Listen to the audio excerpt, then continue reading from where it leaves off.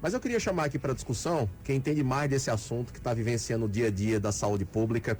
Doutor Geraldo Ferreira, muito boa tarde. Doutor Geraldo Ferreira, que é presidente do Sindicato dos Médicos do Rio Grande do Norte.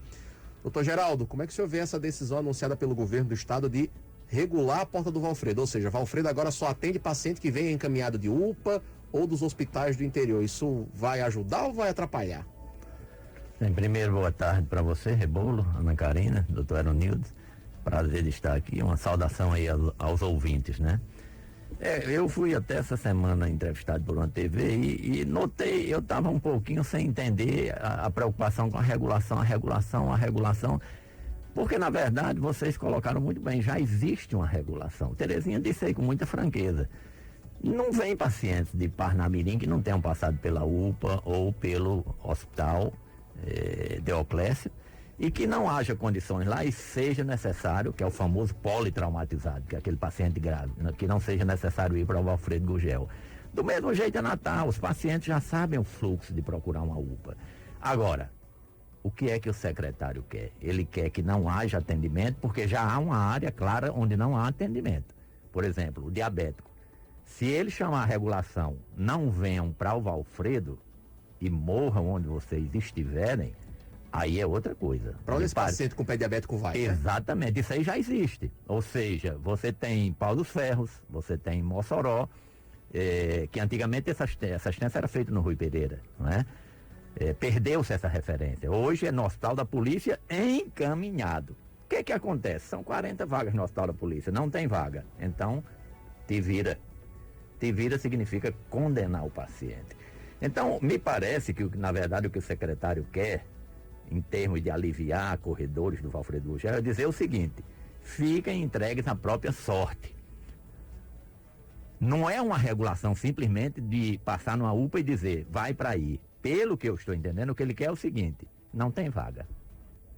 Então não venha. Resolve o problema do corredor superlotado do Valfredo, mas a população fica desassistida. Então, a única coisa que eu estou entendendo, que ele está dizendo que essa regulação promete resolver alguma coisa, é negar assistência às pessoas, o que é lastimável. Doutor Geraldo, e hoje as UPAs, o senhor pode falar com muito mais propriedade do que eu, as UPAs já têm uma situação de superlotação e já realizam atividades que não são da atribuição dela. As UPAs hoje já fazem internação de vários dias, prolongadas. Exatamente. Quando, na verdade, o papel da UPA era só estabilizar o paciente para ele já ser direcionado ao hospital de referência, não é isso? Então, como é que vai ficar a situação da UPA recebendo mais essa demanda? Exatamente. O que o secretário tenta é uma ação puramente de, vamos chamar assim, de marketing, que não vai resolver o problema. Porque se você quer resolver um problema desassistindo a população, evidentemente você não está resolvendo o problema. E eu me deparei também com a questão colocada por um colega muito interessante. Quer dizer que a população agora não pode assistir mais um politraumatizado, porque o que ele deixa muito claro é que tem que vir encaminhado de uma unidade de saúde. Então eu pego um acidentado no meio da rua, um politraumatizado, e não vou chegar ao Valfredo Gurgel? Quer dizer que eu vou... o governo, politraumatizado é a única exceção. Esse poderia continuar... Já iria direto. Seria a única exceção. Mas me parece que é por ambulâncias, né? Eu acho que o atendimento por populares me parece que não está previsto por ambulância, né? Parece, então, você cada vez mais limita o tratamento das pessoas. Tem ambulância para socorrer todo mundo que passa mal, para chegar através de uma ambulância no Valfredo Gurgel? E outra coisa, se confronta com uma coisa muito interessante. Qualquer hospital privado, de qualquer local do Brasil, ele é obrigado a atender urgências e emergências, não é? Então chega um paciente ali passando mal, o hospital é obrigado a atender. Essa porta do Valfredo Gurgel, porventura, terá coragem de mandar o paciente ir embora? Passando mal ali na frente. É um risco muito grande, né? Então fere os direitos... Ilegal, né, doutor? Ilegal, totalmente. Fere os direitos elementares dos pacientes. Agora, doutor Geraldo, eu lhe pergunto, o governo do estado tem dito o seguinte, que essa medida, ela pode acontecer também porque nos últimos meses houve um investimento na rede estadual, nos hospitais regionais, por exemplo, com os leitos que foram abertos para Covid, e aí com a redução da pandemia, esses leitos agora ficam de legado e esses hospitais estão mais bem preparados para receber esses pacientes. Tem cidade aqui no interior que não tinha leito de UTI antes da pandemia e agora tem. Esse investimento, o senhor acha que realmente foi necessário, aliás, justifica uma medida como essa agora? Realmente as condições dos hospitais regionais são tão boas a ponto de justificar uma medida como essa, de mudar o fluxo de pacientes? Olha, quando o governo coloca essa questão, na verdade ela é nula pelo seguinte, porque isso já existe, não é? Ninguém sai de um hospital regional do Rio Grande do Norte ou de um atendimento numa UPA em alguma dessas cidades. Por opção. Por opção, é a própria UPA. Terezinha foi muito clara aí na entrevista dela. Terezinha tem uma vasta experiência, né? Foi secretária de vários, inclusive Natal, de Parnamirim atual. Então ela tem experiência, ela sabe que isso já é feito.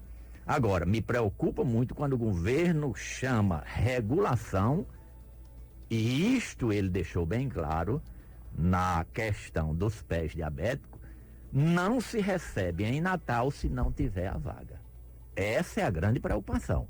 Porque se você tiver no hospital de Caicó, de Currais Novos, um politraumatizado, porque lá não tem neurocirurgião, não é?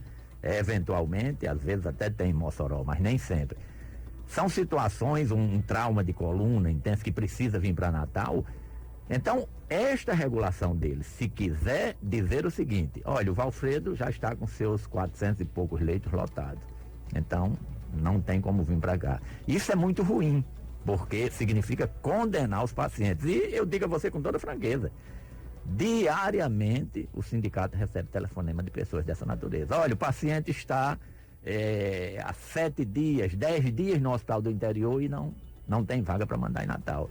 Então, o secretário é aquela coisa muito esquisita. Em vez de cuidar de uma ampliação de leitos e de organizar equipes, né, que providenciem e que tenham capacidade de dar resolução a esses casos, ele parece querer ocultar o problema, porque ficando no interior, vamos dizer a verdade, fica um paciente escondido, não é? São poucas as possibilidades desse paciente, do grito desse paciente chegar até a sociedade. Em Natal é mais fácil. Quando você começa a ver os leitos nos corredores do Valfredo Gugel, a própria imprensa presta um serviço absolutamente fundamental para a sociedade, que é fazer a denúncia, não é? Agora, o governo do estado está tomando outra providência que eu vejo com alguma preocupação. Tem dois lados a questão. Um parece ser bom e, no fundo, vai criar um segundo problema, que é ele fazer cirurgias eletivas dentro do Valfredo e dentro do Dioclésio Marques. Eu não sei se já chegou ao conhecimento de vocês, 150 cirurgias, né, em cada hospital. Bem, a fila de cirurgias eletivas está gigante, né? Muitos meses sem a realização dessas cirurgias. Pois é, mas um hospital extraordinário como o Hospital da Polícia, não é? O hospital não está em sua plenitude, tem possibilidade de mais leitos, não é? Então, em vez de resolver esta situação, o governo do estado contrata uma empresa, isso aí eu já começo a achar errado a partir daí, que eu nunca vi também um governo tão patrimonialista como esse. É engraçado que a maioria dos estudos, quando vão fazer, diz que os conservadores são patrimonialistas, privilegiam empresas, etc. Este governo do estado não convoca um concurso, o secretário da Saúde não convoca concurso, o governo do estado não procura atrair servidores e quer entregar tudo a empresas privadas dentro, pior, porque quando é uma rede auxiliar privada, eu acho maravilhoso, por exemplo, a rede complementar privada, filantrópica, que atende ao Sistema Único de Saúde, na área de ortopedia, na área de câncer, fantástico. Agora eu contrato uma empresa privada para jogar dentro de meus hospitais públicos, para fazer 150 cirurgias por mês. Ora, esses pacientes, para a gente entender o fluxo, eles chegam no Valfredo Gugel e são atendidos de emergência equilibrados e mandados para operar fora. Automaticamente desocupa o leito do Valfredo Gugel para novas urgências, não é? Eu vou fazer, segundo o planejamento do governo, mais 150 cirurgias por mês dentro do Valfredo Gugel. O que vai acontecer? Esses leitos que imediatamente eram disponibilizados pela transferência do paciente vão ficar ocupados aí 3, 4, 7 dias, 10 dias. Então, por um lado, você tem uma equipe que dê solução, pode ser uma coisa interessante. Por outro, vai agravar o problema da lotação do hospital. Aí é que não vai poder receber ninguém. Então, as providências do governo me parecem, assim, do ponto de vista de solução, um pouco amadoras. É aquele negócio, eu vou dar uma satisfação aqui, vou dar uma resposta aqui, mas tudo operações que no contexto geral não vão dar o resultado esperado. Doutor Geraldo, o governo do estado, antes de anunciar, né, essa medida de regular a porta do Valfredo, né, fechar a porta para o atendimento de urgência e emergência mais espontâneo, né, sem o encaminhamento. Conversou, por exemplo, com o Sindicato dos Médicos, com os profissionais que estão ali no dia a dia desse atendimento? Ouviu as sugestões, as opiniões?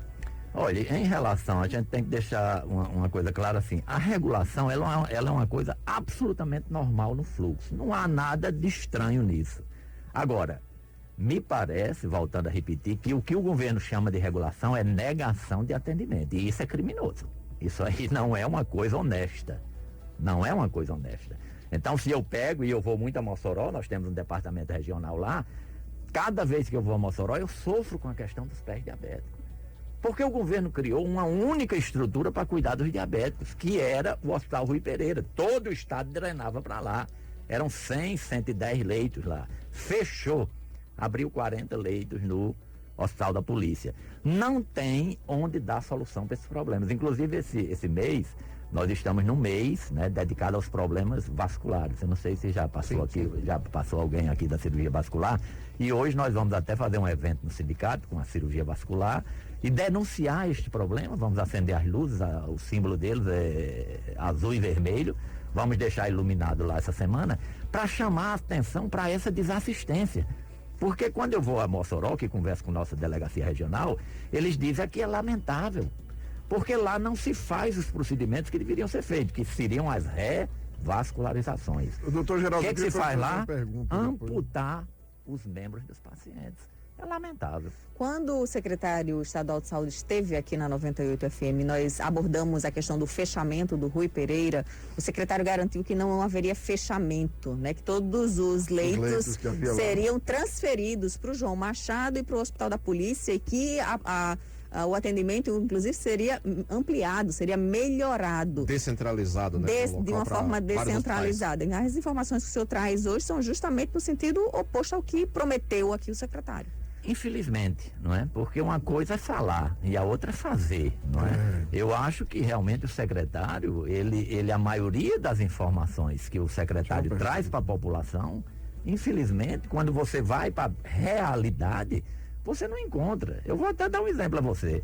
Nessa questão da abertura de leitos de UTI durante a pandemia, quantas vezes a gente não foi? Abriu 30 leitos no João Machado. Chegava lá, não tinha leito nenhum aberto. Estava em construção. Tinha uma empresa lá trabalhando lá dentro.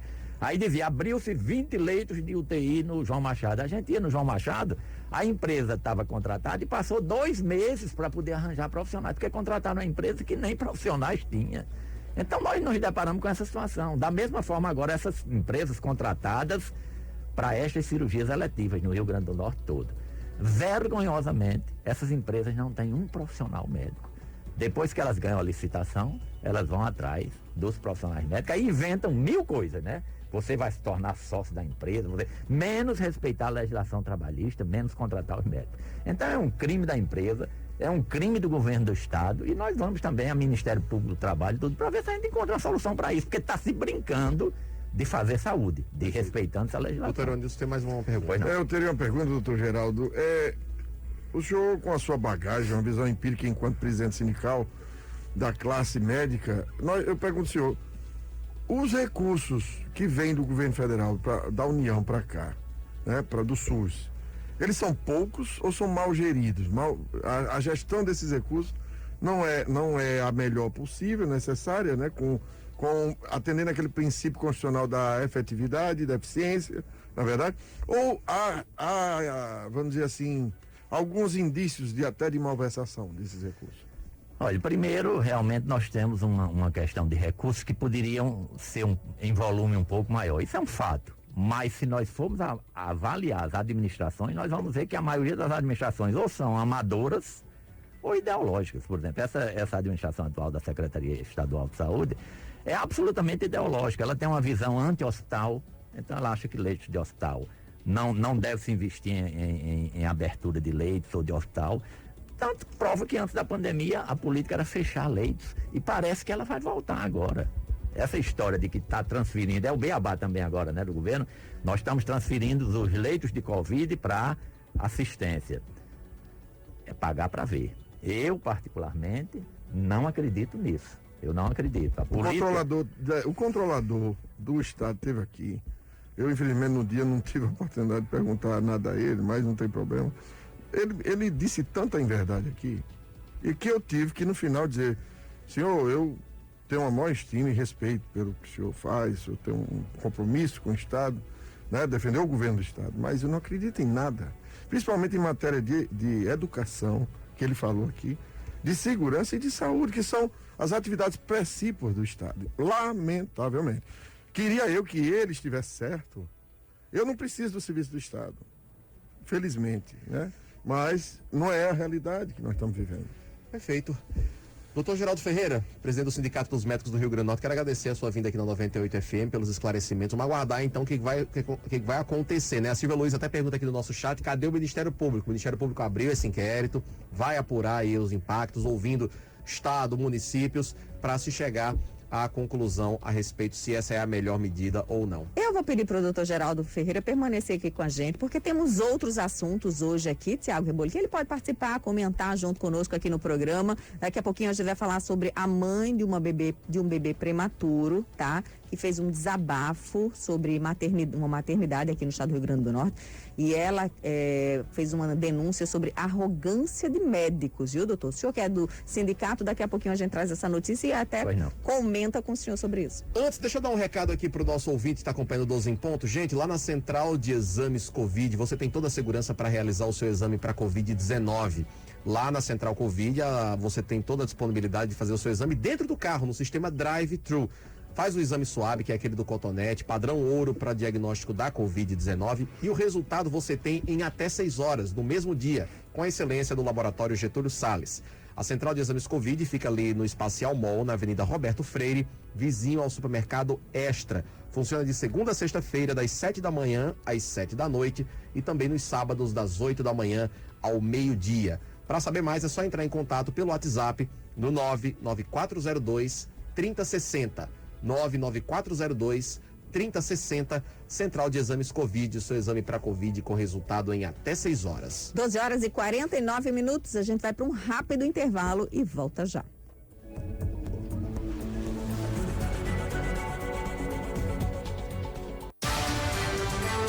Estamos apresentando 12 em ponto 98. Oferecimento. Não tem plano? Tem Multimedical. AMG Energia Solar. Agosto de todos Vênis em Jeep. E vem pro Super Show. Vem pro supermercado da sua família. A toda hora, em todo lugar. 98. Sua conta de energia vai sumir. Chegou a MG Solar. Então não perca mais tempo e comece a economizar. A MG Energia Solar na sua casa ou empresa. A MG é muito mais economia pra você. Não.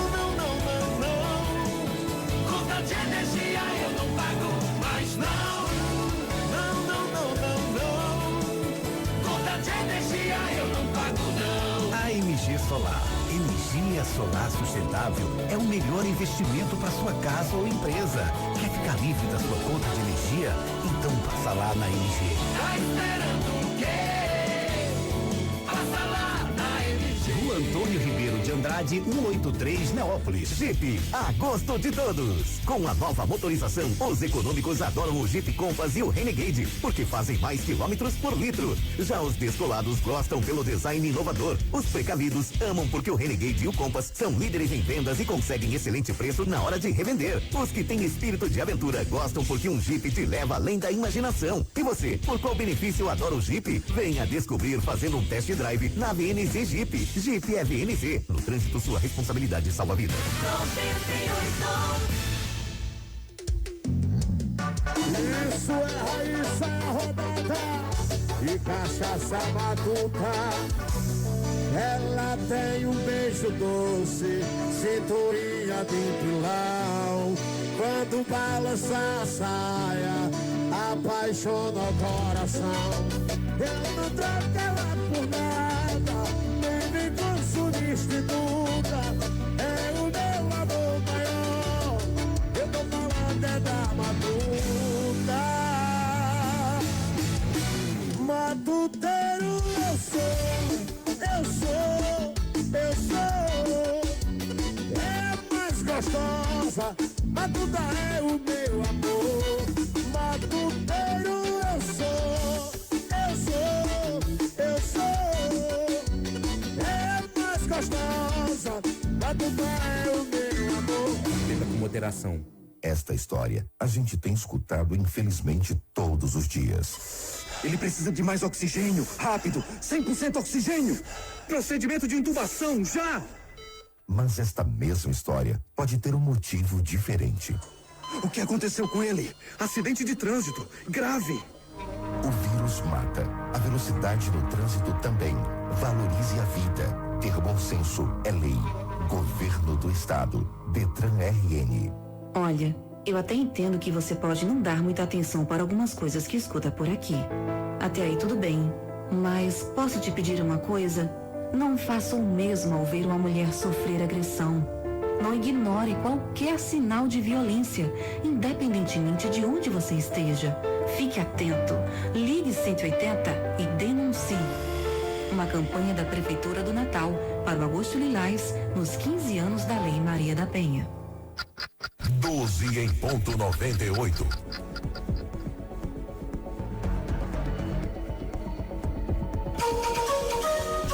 Horas e 52 minutos, de volta com o 12 em ponto 98 e trazendo agora um assunto sobre o desabafo de uma mãe que denunciou o doutor Geraldo Ferreira, o senhor que representa aqui o Sindicato dos Médicos, diversos problemas no Hospital Maternidade Almeida Castro, lá em Mossoró.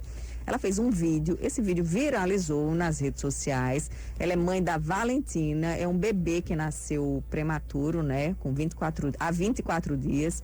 Ela que é técnica em administração, a Marina Vieira, postou no Instagram um relato sobre o mau atendimento que a filha dela tem recebido nessa maternidade.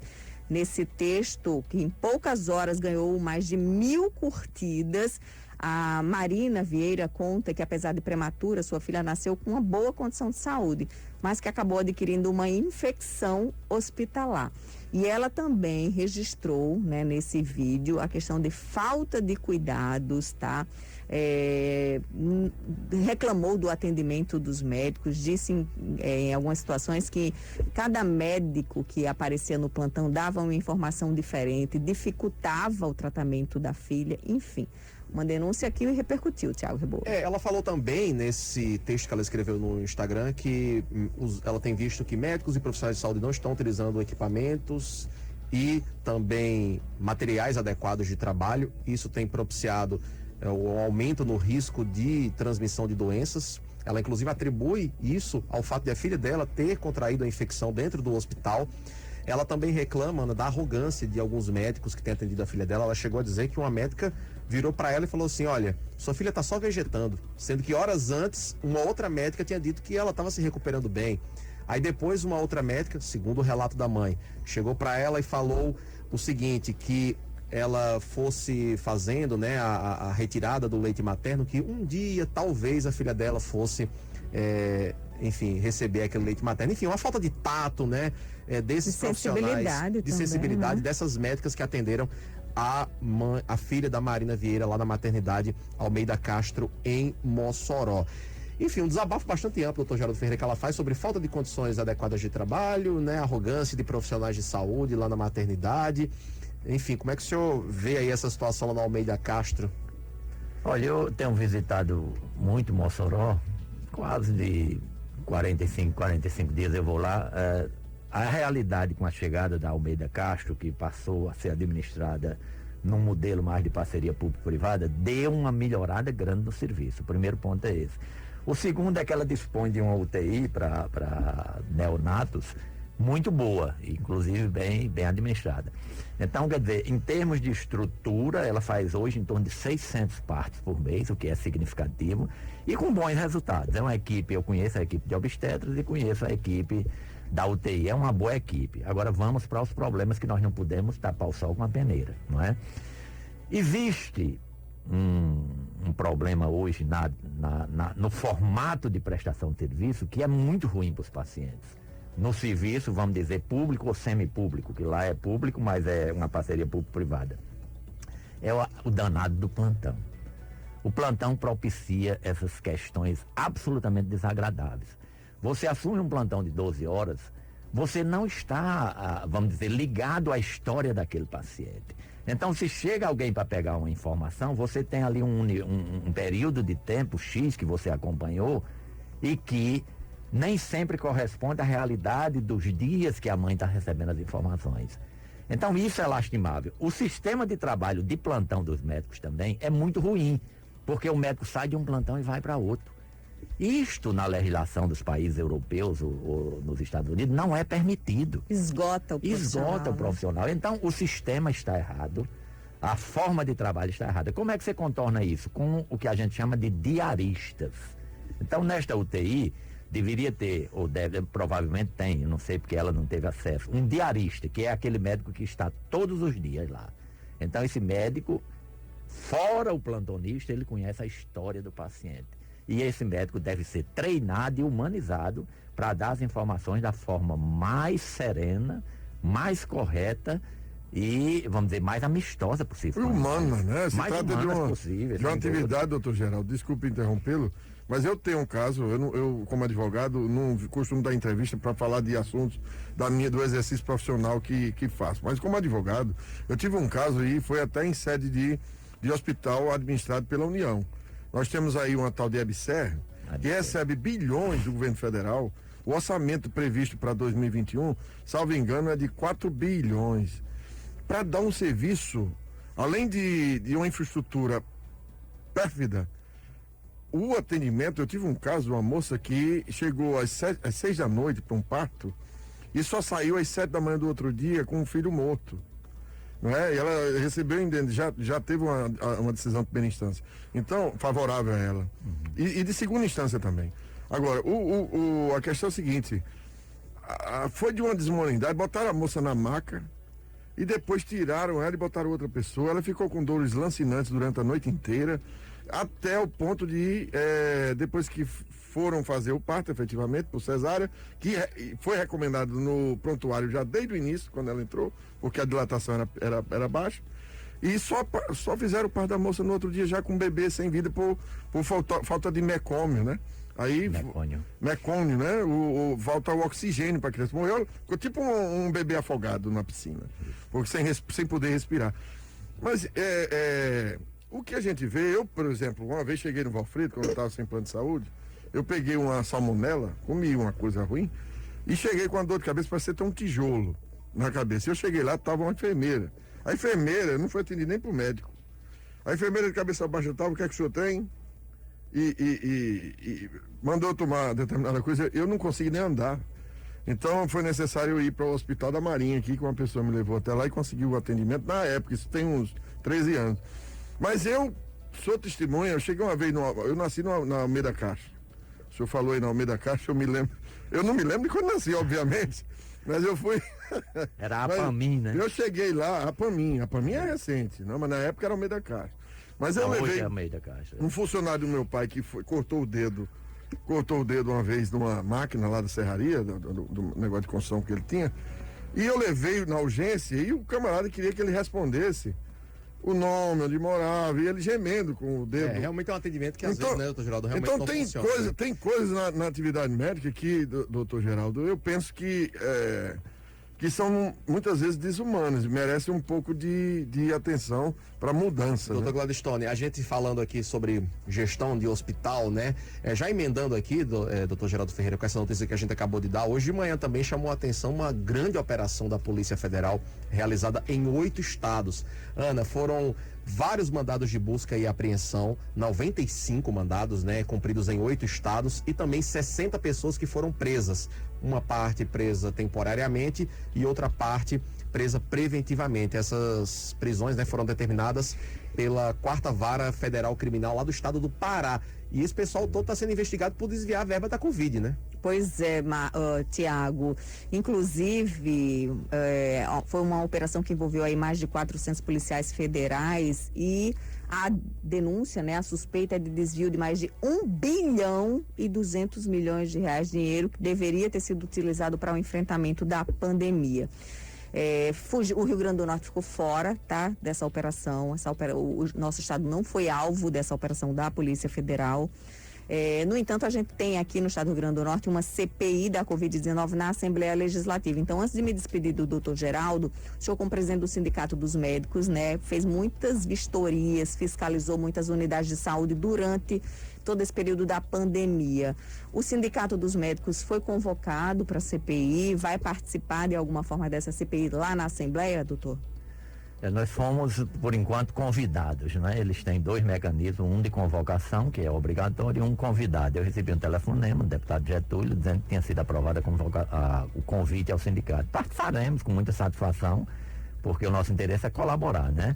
E claro, nós entramos com algumas ações judiciais durante o período da pandemia, principalmente contra essas empresas que a gente sabia que não tinham funcionário, não tinham expertise, não tinham know-how, competência para gerenciar hospitais, nem UTIs, nem coisa nenhuma. O que eu posso dizer o que eu vi nessas fiscalizações, o que eu senti, né?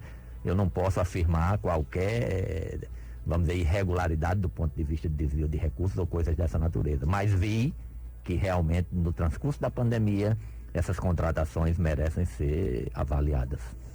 Doutor Geraldo, a gente quer agradecer a sua presença, a sua participação mais uma vez aqui no 12 em ponto 98. Obrigado, Ana Karina, obrigado, Tiago Rebolo, obrigado, Aranildo, pela companhia aqui durante esses momentos. Obrigado, doutor Geraldo Ferreira.